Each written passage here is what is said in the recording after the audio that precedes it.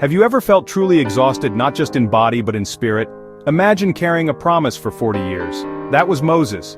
He witnessed miracles, led millions, and faced endless complaints. Every day he bore the weight of leadership even as he grieved losses like his sister Miriam. In the harsh desert of Zin, Moses was at his lowest, tired, grieving, and surrounded by conflict. The people didn't comfort him, they complained. Sometimes our greatest tests come when we're weakest.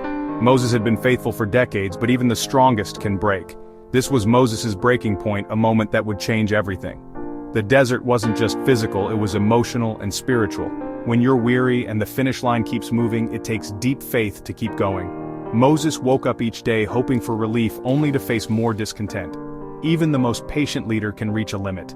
In this moment, Moses' character and destiny would be tested. The burden of leadership can be crushing, especially when hope seems far away.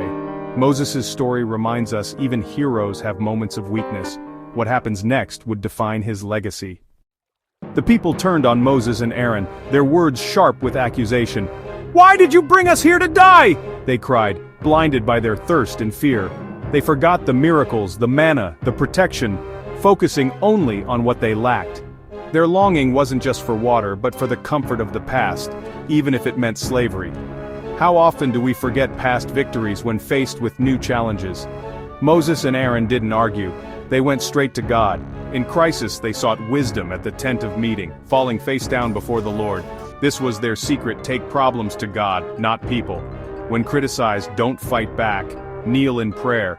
God saw their humility and the people's need.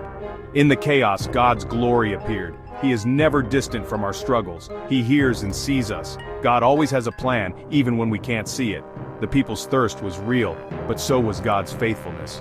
He was about to reveal something deeper than water, a lesson about trust. In our own deserts, God invites us to trust Him, not just for provision, but for perspective. The crowd wanted water. God wanted their hearts. Sometimes, our greatest need is to remember who God is. In every trial, He is present, ready to do a new thing. The stage was set for a miracle, and a test. God's command was simple: speak to the rock and it will pour out water. This was a new moment, a chance to show God's power through His word, not force. But Moses, weary and frustrated, let anger cloud his mission. He gathered the people, but his heart was agitated. Instead of speaking, he shouted, "Listen, you rebels, must we bring you water?" In that moment, Moses took credit for God's miracle. Then, in anger, he struck the rock twice. Water flowed, the people drank, but a sacred line was crossed. Moses obeyed in action, but not in spirit. He misrepresented God, showing anger instead of grace. The miracle happened, but the method mattered. God wanted faith, not frustration. Moses' public failure had deep consequences. Leadership means reflecting God's heart, not just getting results. One moment of anger changed Moses' destiny. Even great leaders can falter when they let emotions override obedience. The people had water, but God was not pleased. He told Moses and Aaron, "Because you did not honor me as holy, you will not enter the promised land." After 40 years, one act of disobedience cost Moses his dream. It seems harsh, but this was about more than a rock. It was about God's holiness. Moses made God look like an angry, impatient deity, not the loving father He is. Leaders represent God to others. Their actions shape how people see Him.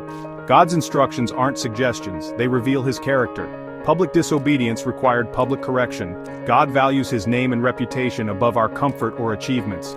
Moses' legacy was marked by one moment, but the lesson was for all generations. How we represent God matters deeply. Our words and actions paint a picture of who He is. We must handle that responsibility with care. God's holiness demands our reverence and obedience. This ancient story offers timeless lessons. First, trust God's method, not just His promise. Don't force outcomes your way. Second, you represent God. Let your life reflect His peace and grace, not anger. Third, obedience matters more than results. God wants your heart, not just your work. Even when we fail, God's grace is bigger. Moses faced consequences, but God didn't abandon him. God's discipline is rooted in love and restoration.